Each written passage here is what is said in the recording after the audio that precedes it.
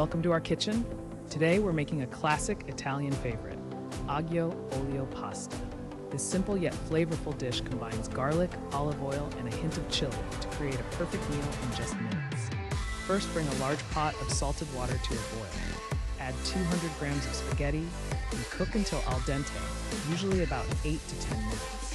While the pasta cooks, heat 60 milliliters of extra virgin olive oil in a large skillet over medium heat. Add 4 thinly sliced garlic cloves and gently saute them until golden and fragrant, about 2 minutes.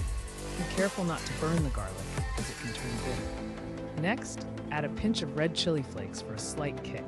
Stir them in and let the flavors infuse the oil for about 30 seconds. Once the pasta is ready, reserve a cup of the pasta water and then drain the spaghetti. Add the spaghetti directly into the skillet with the garlic and chili oil. Toss well to coat the pasta evenly.